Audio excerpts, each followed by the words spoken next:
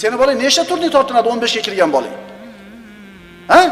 Bir qopni ko'tarib necha qadam yura oladi? Ana o'g'il bola, o'g'il bola mana shuni musobaqa qilmaylikmi? Jismoniy quvvatda. O'zi to'g'rida sport bilan ozgina shug'ullanib, bilagiga quvvat kirib qolganda o'g'il bolaga o'zi nima ham kirib qoladi ichiga?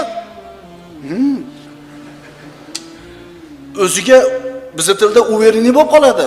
Birodalar, sport bilan shug'ullanishlikchi bolaga nafl xolasa qilib, xolamasa qilmaydigan amal emas. Bu vojib bu.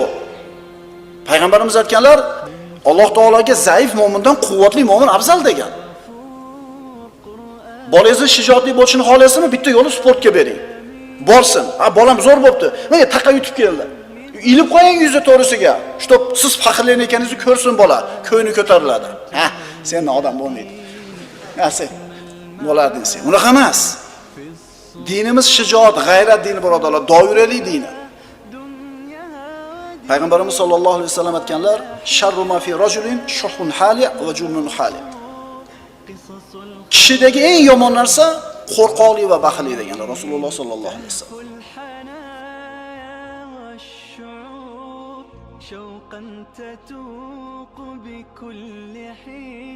ويداعب القلب الوقور طيف الأمان والحنين للعلم قد جمال Doyuraklik umrni qisqartirmaydi.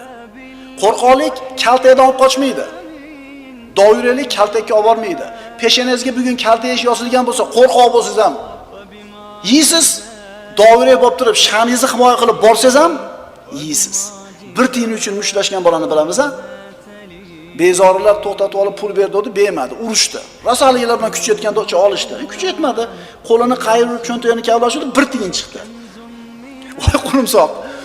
Bir tiyin uchun shuncha urushdingmi deganida, yo'q, men o'zimni orim uchun, nomusim uchun urushdim dedi. Shu ruhda tarbiya ola olyapmizmi bolalarimizni? Hozirdan o'zini jilolayishni bilsin. في سرور كنز